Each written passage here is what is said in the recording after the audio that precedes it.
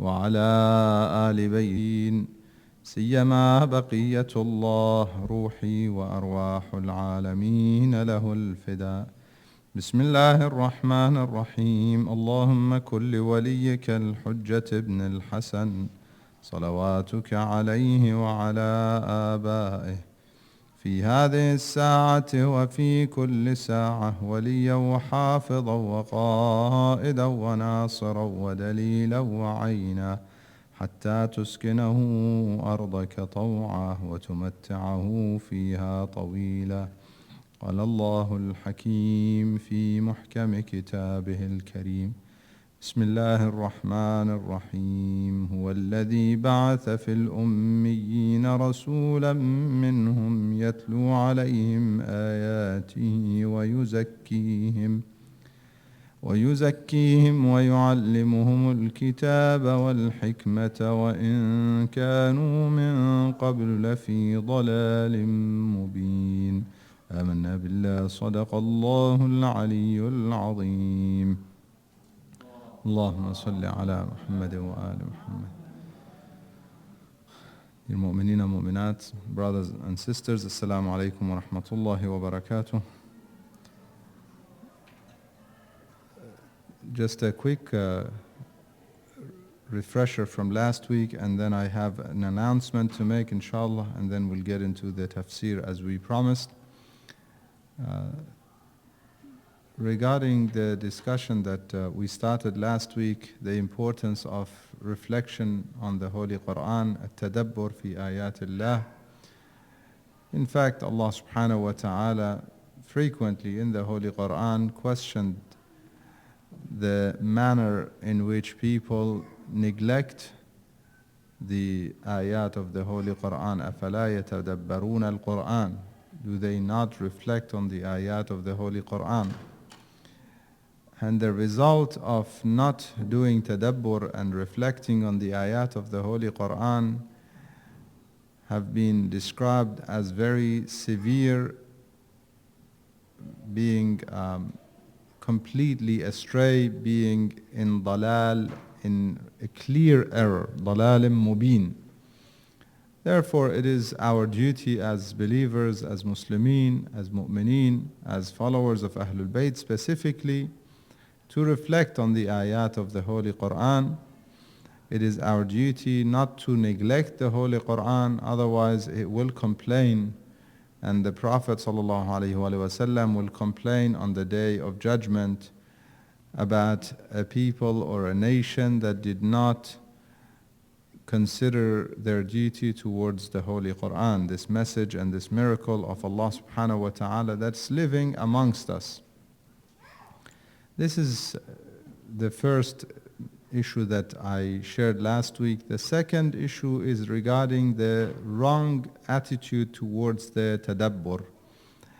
On the one hand, we are told to do tadabbur, reflect. On the other hand, we are told not to do our own tafsir. Man fassara al-Qur'ana bi ra'yih. Whoever does tafsir of the Holy Quran with his own opinion, then they shall consider their place in hellfire. فَلْيَتَبَوَّأْ مَقْعَدَهُ مِنَ النَّارِ. So there are two things here that we need to be very careful in terms of the borders, the limits. Yes, we need to do reflection and we need to recite the Quran and reflect on the ayat. However, we cannot make conclusive decisions and form final opinions and basically make final judgments on the ayat of the Holy Quran based on our opinion. Rather, we have to look at what the Prophet ﷺ said about these ayat. First, what did the rest of the ayat of the Quran say about them? Second, the Prophet, and as followers and lovers of Ahlul Bayt, knowing the status of Ahlul Bayt, we also look at what did Ahlul Bayt, salawatullah wa salamu alayhim, the Imams of Ahlul Bayt, say about these ayat. This is our way of doing tadabbur, the right way, in fact, of doing tadabbur, rather than falling into the trap of doing tafsir and basically understanding the Quran based on our own opinion. It's very important to also keep that in mind. Times change, circumstances change. The message of Allah subhanahu wa ta'ala does not change. His guidance to humanity is applicable in every given time, and therefore we have to make sure we fit or we equip ourselves in ways that we can adopt the Holy Quran in our lives, not the opposite. I hope you understand what I mean. We cannot try and make the Quran work for our lives with the changes that we are making in our lives and make sure it fits our lifestyle. It's not this way. This is in fact misunderstanding the Quran. In fact, one of our great scholars, Ayatollah Sheikh Ja'far al-Subhani, he's one of our maraja today, one of our great, in fact, maraja today, and students of the Hawza of Qom. He has a good book which I encourage everybody to read it. It's very short. It's not a huge book. You could probably read it in a couple of days, 2-3 days, on the basically prerequisites or preconditions for one to do tafsir of the Quran. In there he gives an example. He says there are certain people, like the Sufis for example, they look at certain ayat and they go into the realm of their spiritual realm and do tafsir of it based on their way of thinking. For example, they look at maraj al-bahrayni yaltaqiyan baynahuma barzakhun la yabghiyan, that he brought the two oceans together. They meet, but they do not cross over. There is a barzakh between them. There is a barrier between them that they cannot get into. And so the Sufi, they say, this is the body and soul. He merged the body and soul. These are the two oceans referring to the body and soul. He merged them in a way that, they are meeting, yet they cannot get completely mixed. That is their example. On the other hand, some of the modern day scientists and those who are doing tafsir of the Quran based on today's science and technology, they look at what the science has to say about it, and they go into certain oceans, and I'm sure you have seen, some of you would have seen videos of this ayah and certain areas in the ocean where there are two distinct colors in the ocean, and so they say this area is different to this area, and this is the tafsir of maraj al-bahrayni yaltaqiyan. Another one is those who say, this is referring to Lady Fatima salamullah alayha and Amirul Mu'mineen alayhim afdal as-salawat wa tahiyyat. Allahumma salli ala Muhammad wa ali Muhammad. That they are, the Bahrain, they are the two oceans, they come together, and then therefore they يخرج منهما اللؤلؤ والمرجان, referring to Imam Hasan and Imam Hussein alayhim as-salam. If we have tafsir from Ahlul Bayt to verify any of those tafasir, we will adopt them and accept them. If not, it would not be correct to say that this is the tafsir. Rather, we can have certain suggestions. Possibly, we can say possibly this is what it may be referring to. And one thing that we need to keep in mind is that Quran has several depths. In the hadith from Rasulullah sallallahu alayhi wa sallam, Allahumma salli ala Muhammad wa ala Muhammad, he says that Quran has the surface, dhahrun wa batn, and it has the depth. And then within the depth there are 7 depths. In some narrators say it was 70. Regardless whether 7 or 70, it's referring to basically layers, how deep the Quran is, that some people may just understand the surface, some people may basically dive deep and get deeper and deeper in the meanings of the Holy Quran. Therefore, one tafsir does not necessarily nullify the other. However, if it's not from the Prophet or Ahlul Bayt, and if it's not apparent in the ayat of the Holy Quran, then it would be tafsir bil-ra'i. It would be basically understanding the Quran based on our own opinion, which we are told against, and inshallah we understand that. The second issue that I wanted to address is the importance of teaching Quran to our children and introducing, inshallah, the Quran sessions as we will have the main session, tafsir of the Holy Quran, as well as sessions for our children to have recitation with reflection as well. So also understanding of the ayat of the Holy Quran.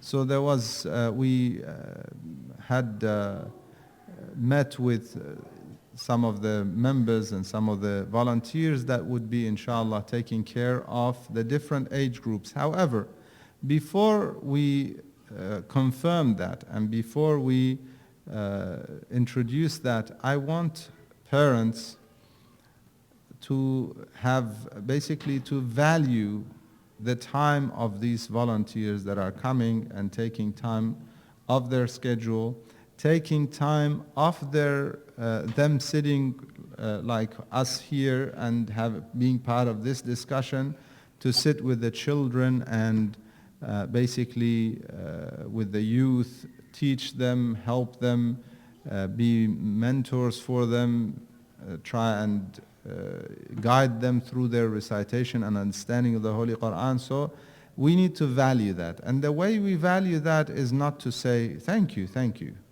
You know, that's very easy.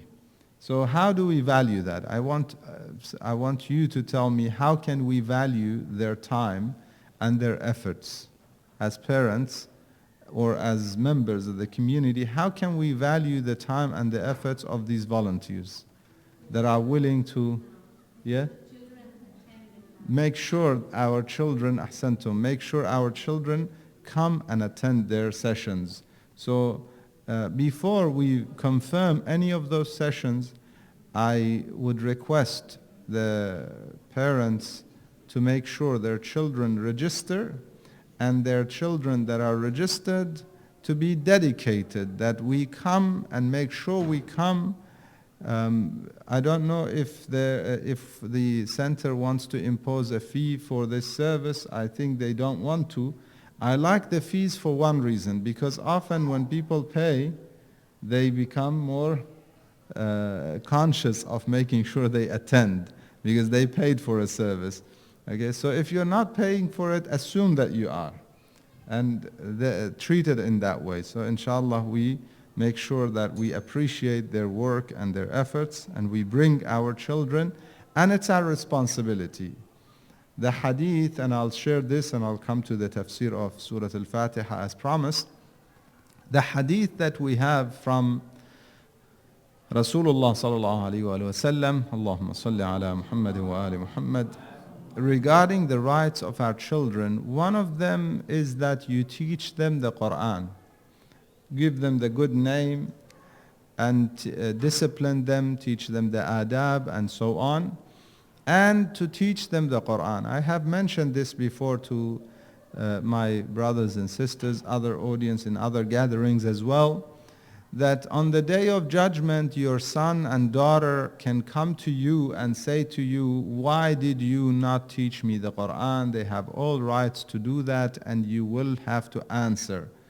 They will not ask you, why did you not buy me this gadget or this game, or why did you not get us a 55-inch TV? I don't know, 55 is is it good anymore these days? Still, huh? Not anymore for some. Why didn't you buy us this kind of TV? Why didn't you get us this kind of house? Why didn't you get us this kind of food? None of that will they ask you. This is something by nature you want to provide for them because you love them and you want to make them feel comfortable.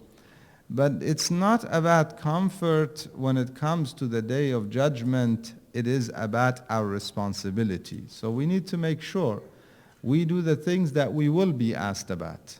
We will be asked about our children's akhlaq, adab, ethics, morals, their etiquettes, teaching them Islamic ethics and morals. We will be asked about teaching them Quran. It is our responsibility. And when we say Quran, it's not just to teach them few surahs and that's it. Quran is way beyond just a few words that they say. Unfortunately, you teach them and help them memorize some surahs.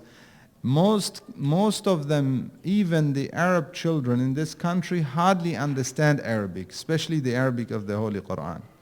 And therefore, helping them memorize a surah is not going to get us anywhere. Therefore, it is our responsibility to help them understand the ayat of the Holy Quran, reflect on them and understand them. Therefore, please, my dear brothers and sisters, take advantage of these sessions, take advantage and appreciate these teachers and volunteers who come and put their time and take time out of their life and their comfort to teach the children. Please appreciate them. I don't think I would have the energy and the patience to do what they do. Believe me, put yourself in their position. It is not easy. Teaching children is not easy.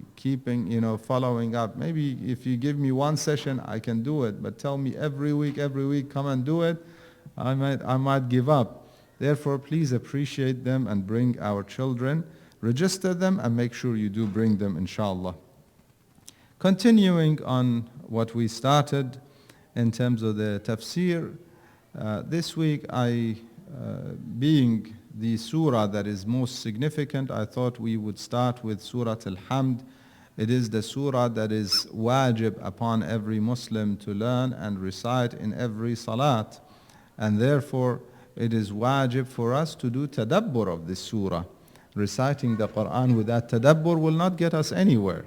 And the real Quran is when you recite it to be it. You recite it in order to be it. To read أن تكون أنت القرآن. You want to be the Quran. You want to put it into practice. You want to live by the Quran. In the Hadith we describe Ahlul Bayt as Al-Quran Al-Natiq.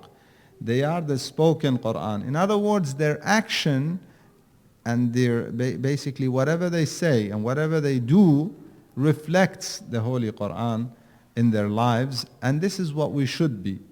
And this is the real meaning of on the day of judgment, يُقال لقارئ القرآن اقرأ وارقه. On the day of judgment, it is said to the one who recites the Quran, recite and rise. It does not mean recite simply those who used to utter some words with their lips, a lip service. Okay? Even, and I believe I mentioned, even the cursed enemies of Ahlul Bayt recited the Quran on the surface.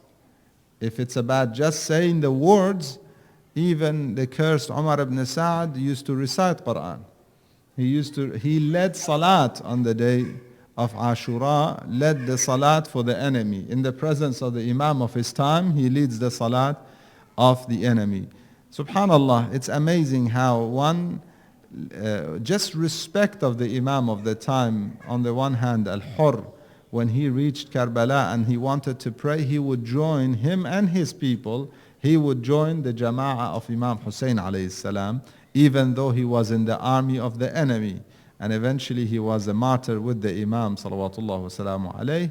On the other hand, the cursed Umar ibn Sa'd would lead his own Jama'ah and ended up leading his people to hellfire with himself. In any case, therefore, it is important for us not to simply recite utter the ayat with a lip service. Okay, just make sounds. Quran is not sounds. Some mu'mineen ask me, and I believe last week it came up, the question whether we should recite Quran in Arabic even if we don't understand, versus reciting it in English or in a language or reading the translation. And I said there is no benefit, it's not my word. Amirul Mu'mineen salawatullah wa salamu alayhi, he says, لا خير في قراءة لا تدبر فيها. There is no good in a recitation without reflection. How can I reflect if I don't understand? The minimum that I have to do in order to reflect is to understand even the surface, just the dhahr at least of the ayat of the Holy Quran. Therefore, it is our responsibility to learn the meanings of ayat, especially Surah Al-Hamd that is wajib in our salat, in order to rise through it, rising in the through the Holy Quran on the Day of Judgment, or in paradise, in the statuses of paradise, is based on application of the ayat of the Holy Quran, reflecting on it and applying it in our lives. This is how it works. In fact, the example I often give people in this regard is regarding the real Quran versus the Quran that is given to us with the Arabic language, with the syllables and the sounds that we understand. Allah subhanahu wa ta'ala says in Surah Al-Zukhruf, He says, وَإِنَّهُ فِي أُمِّ الْكِتَابِ لَدَيْنَا لَعَلِيٌّ حَكِيمٌ. After saying, إِنَّا أَنزَلْنَاهُ قُرْآنًا عَرَبِيًّا, we revealed it as an Arabic Quran. Why? So that you can understand, He says. And then He says, in the source of the book with us, it is high and wise. Ali means high and wise. In the source of the book, is it Arabic? Or is it even in any language? Or is it above languages? This is what we have to understand. In the source, it's above languages. When it comes to human languages require what? How do we speak? How do we make sounds? Huh? Our mouth? Huh? Air, vocal cords, yeah, tongue, lips, teeth, makharij al-huruf. Don't we study that as we study tajweed or even the language itself? We study the makharij, yeah? So we have the throat, the deep throat, the higher end, and all of these different areas where we make sounds through. In the realm of ruh, do we have the body? في عالم الروح. Is there a body to make sounds? If we don't have a body to make sounds, how does the Quran sound in that realm? You see? Therefore, Quran, in terms of what we recite and the words that we pronounce and the sounds that we make, is only in this manner so that we understand it. لَعَلَّكُمْ تَعْقِلُونَ. So that we understand it. So that we can reflect on it. So we can comprehend it. However, the deep level of the Quran is way above and beyond this, the simple sounds that we make and so on. Therefore, if we try and be the Quran, that the essence of it, not just the words of it, that is when we can rise through it on the Day of Judgment. Inshallah, we understand that. Then we come to the surah. The first ayah of the surah, and contrary to the rest of the surahs in the Holy Quran, as-suwar in the Holy Quran, all of them with the exception of Surah Al-Bara'a or At-Tawbah, all of them begin with Bismillah ar-Rahman ar-Rahim as a separator. It separates the surahs from each other. And some of our scholars, they say it is basically part of the first ayah. So if you open the Quran anywhere, in any of the surahs that start with Bismillah ar-Rahman ar-Rahim, you'll find that the first ayah is the following ayah. For example, Bismillah ar-Rahman ar-Rahim, Alif Lam Mim, Surah Al-Baqarah. Which one is the first ayah?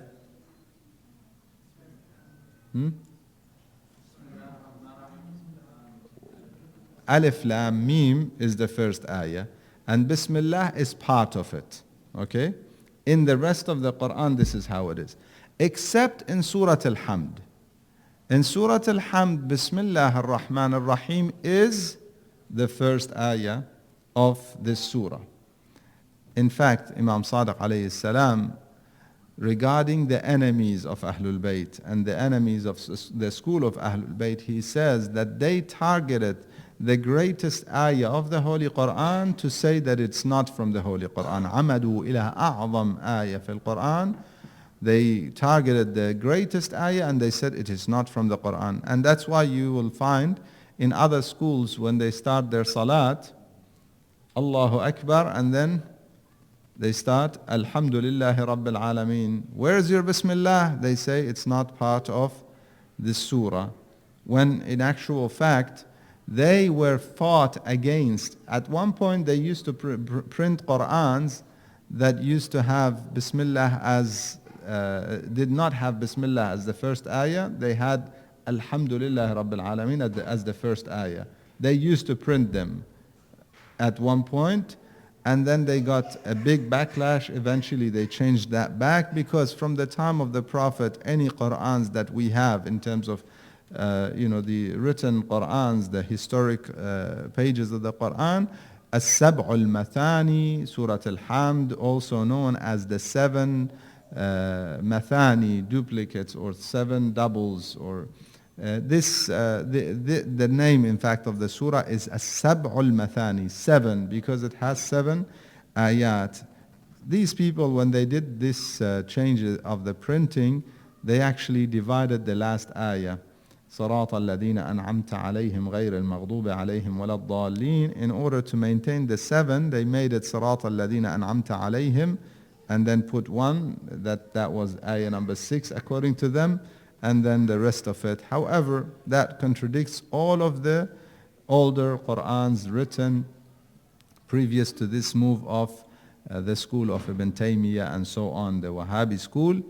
Nonetheless, this attack was there before them, way before them. It was obviously at the time of Ahlul Bayt, salawatullah wa salamu alayhim ajma'een, and therefore the Imams defended the position and said that this is the first ayah of the Holy Quran, or of the Surah Al-Fatiha, Bismillah ar-Rahman ar-Rahim. Now this is very important as an ayah that is the closest thing to Ismullah al-A'zam. In the Hadith, we read that Bismillah ar-Rahman ar-Rahim is closer to al-Ism al-A'zam than the black or the center of the eye from the whiteness, the pupil from the whiteness of the eye. That is how close it is, and you know how close those things. In other words, this is the great name of Allah subhanahu wa ta'ala that can be used in order for us to make miracles even happen. Okay, the Ismullah al-A'zam, we are told in the dua al-Simat. In fact, Friday afternoon, mu'mineen recite dua al-Simat. In there we ask Allah subhanahu wa ta'ala, Bismika al-Azim al-A'zam al-A'azz al-Ajall al-Akram, alladhi idha du'ita bihi. We ask you with your Azim name, al-A'zam, the greatest of your names, the one that if you're called on the closed gates of the heavens, they will open. If you're called on the closed gates of the earth, they will open. Anything that is difficult and any difficulty can be removed with Bismillah ar-Rahman ar-Rahim. In fact, those who walked on water and those who performed karamat did it with Bismillah ar-Rahman ar-Rahim. Very simple. However, we have to be that Quran, not just say some words, and therefore we have to understand it. Bismillah ar-Rahman ar-Rahim, starting with ba. Ba means in the Arabic language, it simply is used for with. B, you say with. In English, you might translate it to in or with the name of Allah, or in the name.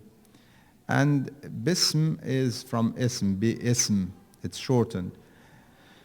Now, Bismillah, let's just focus on those two. Bismillah, it is not saying Billah, it is saying Bismillah. There's a difference. Number one, it is the ayah Bismillah in the name or with the name of Allah. So the name itself has its own importance, and this is something we have to understand. The name itself has its own importance. Which one of the names There is an ayah or a riwayah that we are told Allah subhanahu wa ta'ala, it's a very famous riwayah in Al-Kafi in Bab Asma'ullah, that says that Allah subhanahu wa ta'ala had many names of which He had given all to some of His prophets, all except for one to Rasulullah sallallahu alayhi wa alihi wa sallam. Allahumma salli ala Muhammad wa ali Muhammad. What is that all except for one, and what does it really mean is basically it's a long discussion. However, what I want us to understand is that the ayah is not saying with God, rather with the name of God. Bismillah, and then Ar-Rahman Ar-Rahim. We'll come to that. Bismillah, what? In the name of God, or with the name of God, what? If you ask what is it trying to say, you would say that this is missing something. So our ulama, our scholars, clearly give indication to two possibilities that are also mentioned in the riwayat. Either the meaning is that I begin with the name of Allah subhanahu wa ta'ala, or in other words, nabda'u bismillah ar-Rahman ar-Rahim, or abda'u, I begin, and that is why the riwayah says kullu amrin ذي بال لا يبدأ ببسم الله فهو أبتر. Every important matter that is not starting with Bismillah, with the name of Allah subhanahu wa ta'ala, then it is cut off, it is incomplete. In other words, it doesn't get perfected and completed. So this is one possibility. The other possibility, and again, remember, batnun fi batn means, it could mean that both are correct. Doesn't mean that one nullifies the other. The other possibility is that it means we seek help in the name of Allah subhanahu wa ta'ala. Nasta'inu bismillah. So either nabda'u bismillah or nasta'inu bismillah.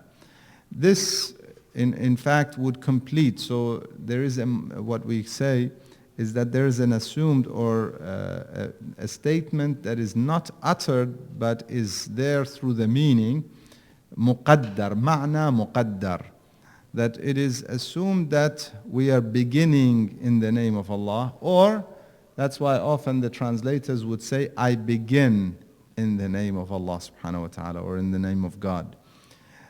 And the other would be, I seek help with the name of Allah subhanahu wa ta'ala. Both are applicable. It is basically similar to how people, when they have a respectful individual, they have a respect for a certain individual, and therefore when they come to do something important, they might say, in the name of the king, for example. He is there, he's protecting us under his name and protection we are doing. And therefore, when we say Bismillah ar-Rahman ar-Rahim, we are putting all of these kings aside. We are forgetting all of these powers and all of these worldly significant figures, or even if you look at them from one angle, they are makhluqeen, all of those who are created and they are in need of the Creator. We're leaving all of them aside and beginning and seeking help with the name of Allah subhanahu wa ta'ala. You see how powerful it is, yet often we just say it without even realizing what we're saying. For instance, when we say when we start our meal, we start with Bismillah ar-Rahman ar-Rahim. According to Imam Sadiq alayhi salam, if you start your meal with Bismillah ar-Rahman ar-Rahim, and you start for every item of food that you're having, you start with Bismillah, it will not harm you. That food will not harm you. Somebody asked the Imam, he said, he says, no, when you start different items, start again with Bismillah. That's why it's easier to have one item of food, not like the colorful sufra that we have these days. Just keep it simple. The more simple, the easier it is. In any case, when you have your food, you say Bismillah ar-Rahman ar-Rahim. What is the significance of that? One, you look at certain effects on a physical level. For example, we know today, scientifically, scientists have spoken of good words having positive effects on matter, on water and other types of matter, and bad words having negative effects. So that happens, and we see the result of each of those words, kalimatin tayyiba versus kalimatin khabitha, the good words and the bad words. We see it even on a physical level. Coming to a higher world and a spiritual level, coming to the world of Ruh and the Creator who created all and who allows, one of the du'as that we recite, in fact, in one of the daily du'as, which I suggested that mu'mineen, we get accustomed to reciting the daily du'as recommended by Imam Zayn al-Abidin alayhi salam. Each day has its own du'a. In one of them, we say, and this is the Imam teaching us to say to Allah subhanahu wa ta'ala that you are the one who gives the illness and you are the one who cures. That you give the illness and you cure. So I was asked, how does Allah subhanahu wa ta'ala give the illness? And why would He? Does He cause illness? Does He cause misguidance? Allah subhanahu wa ta'ala in the Holy Quran says, يُضِلُّ اللَّهُ الظَّالِمِينَ. He misguides the oppressors. How does He do that? And why does He do that? Why would He make someone sick? It is the fact that He allows on the formative level of creation, He made things in a certain way that certain actions have certain reactions. Certain deeds will have certain consequences. Good deeds, positive consequences. Bad deeds have negative consequences. Some of those negative consequences are illnesses, diseases. They are part of the way He created on the level of forming, alam al-takween. On the level of forming the universe, He created it in a way that certain good deeds have certain positive consequences, and certain bad deeds have certain negative consequences, even in the physical world, including illnesses and diseases, including early death. We are told, for example, in the Hadith, that somebody who is undutiful to his parents will have mawtul fuj'a, sudden death, early death, or his life would be cut off short. Aqul walidain. What will happen? Aqul walidain, his life gets cut off. There are certain things that He allowed in the way He created the universe. And therefore, He is in control of it all. However, when it comes to illnesses and diseases, it is by our own actions, in a sense, that He has allowed. So He allowed certain things to happen. Through our actions, they happen. That is why the ayah says, مَا أَصَابَكَ مِنْ حَسَنَةٍ فَمِنَ اللَّهِ وَمَا أَصَابَكَ مِنْ سَيِّئَةٍ فَمِنْ نَفْسِكَ. It is from yourself. Or فَبِمَا كَسَبَتْ أَيْدِيكُمْ in another ayah. From what your hands have earned. So we do something, it causes something. Then we turn to Him and He interferes even in the formation of the universe. He changes. He interferes, and therefore He helps us recover. This is why Huwa Shafi. This is why we recite in the Quran, وَإِذَا مَرَضْتُ فَهُوَ يشفين. He is the one who grants the cure. He allows it, He grants it, and He has made shifa in certain things and certain actions. In fact, therefore, when you say Bismillah ar-Rahman ar-Rahim on a food that is, even if it's meant to have, if let's say the food has gone bad and it's meant to cause a disease, can Allah subhanahu wa ta'ala prevent that disease from happening? Do we believe that He can? We do. Therefore, if I start genuinely, sincerely, Bismillah, and have that food, can He not prevent any illness and disease to occur as a result? He surely can. Now you apply that in everything in life. You start any important matter, in fact, any small or big, anything that is significant to you, you started with Bismillah ar-Rahman ar-Rahim. It will change our lives in the positive way. It will change the way we live our lives in terms of a life that could be, wal-ayadu billah, a life leading us towards shaitan and shayateen and obedience to shaitan and submitting to him and to our whims and desire and anger and rage. All of these things that are in fact what Malaika looked upon and said that human being will cause mischief and shed blood. Based on what? Based on the fact that they have these things in them. They have rage, they have anger, and they have their whims and desires, and there is shaitan to deceive them. All of these put together, and we go astray unless and until we start in the name of Allah subhanahu wa ta'ala, and we seek help from the name of Allah subhanahu wa ta'ala to lead us to His path, to purify us from everything, ma ظهر منها وما بطن, from all sorts of diseases, inner and outer. Outer referring to the physical, and inner referring to our spiritual diseases of the heart and the spiritual diseases of the soul, to purify us from all of those things in the name of Allah subhanahu wa ta'ala.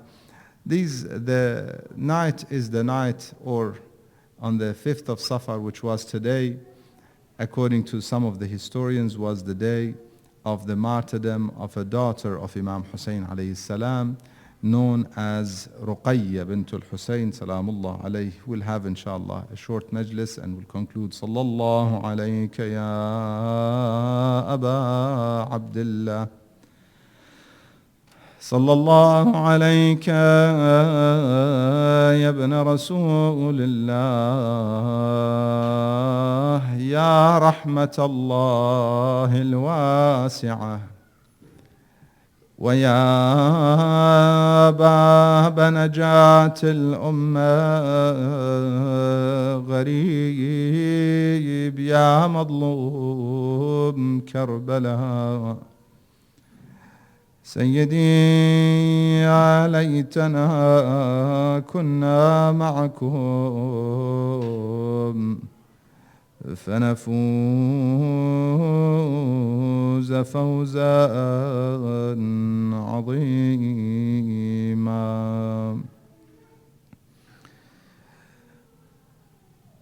In the city of Sham, the family of Imam Hasan faced the tyranny and oppression and humiliation of the people of Sham, headed by the cursed Yazid from the cursed family. Imam Hussein, Imam Zainul Abidin alayhi salam describes the scene. He says they put the family of Rasulullah in a ruined place, fi khariba,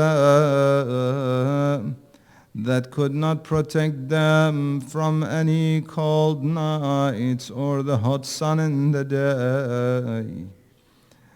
One of the narrators narrates, he says, I was in the city of Sham near the Khariba, near that ruin that they had Ahlul Bayt in. I saw Zayn al-Abidin alayhi salam outside the Khariba. I came to him, asked him, Yabna Rasulillah, how is your situation? How are you feeling? He says, we have become in a situation that the Arabs are selling pride and arrogance against the rest of the world because Rasulullah is from them. Quraysh is being proud against the Arabs because Rasulullah is from them. Yet we are the family of Rasulullah, kept as prisoners and captives in a place that does not protect us from the hot sun or the cold nights.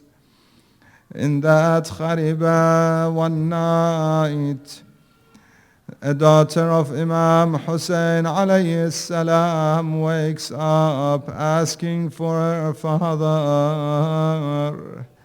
They came to her, asked her, what has happened? Why are you awake asking for your father?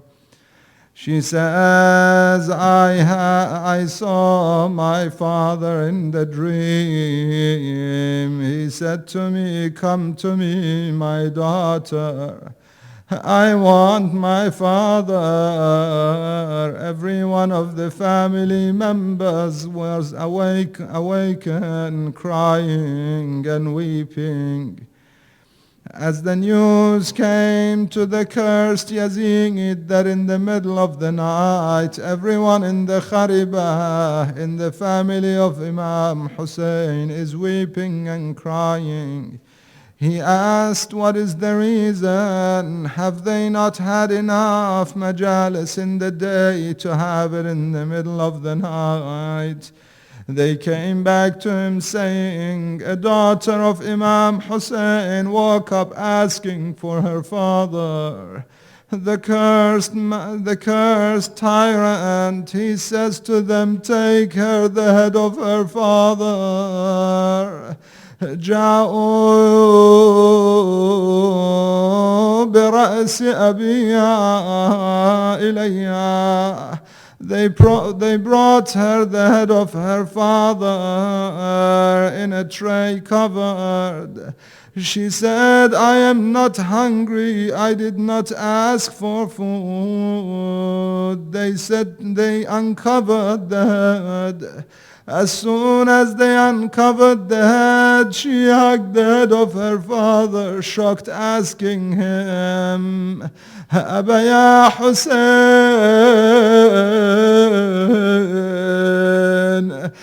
man alladhi qata'a waridak? Who has cut your veins?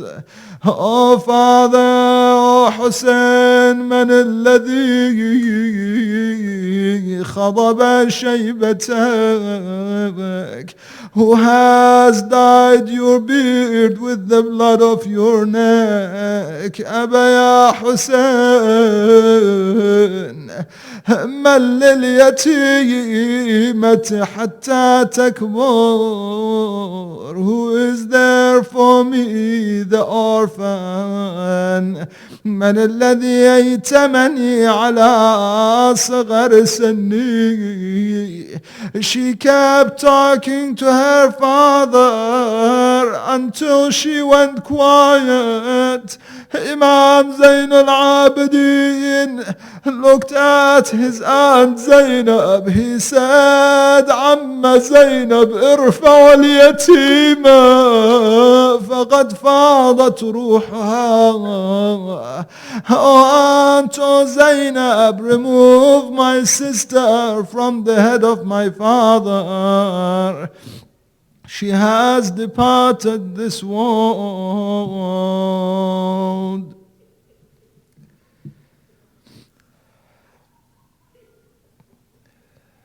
الطفل رقدت به بنت الحسين فأصبحت للظالمين مدى الزمان عبرة. لا حول ولا قوة إلا بالله العلي العظيم. إنا لله وإنا إليه راجعون. وسيعلم الذين ظلموا آل محمد أي منقلب ينقلبون والعاقبة للمتقين. نسألك اللهم وندعوك باسمك العظيم الأعظم الأعز الأجل الأكرم. Those who have hajat, ask Allah subhanahu wa ta'ala tonight in the name of this daughter of Imam Hussein alayhi salam, Ruqayya salamullah alayha. باسمك العظيم الأعظم الأعز الأجل الأكرم إلهي بمحمد وعلي وفاطمة والحسن والحسين وبالتسعة المعصومين من ذرية الحسين. إلهي برقية بنت الحسين يا الله استجب دعواتنا يا الله. O Allah, mu'mineen and mu'minat who have legitimate hajat, grant them their hajat, Ya Allah. O Allah, mu'mineen and mu'minat who are unwell anywhere in the world, grant them the quick recovery, Ya Allah.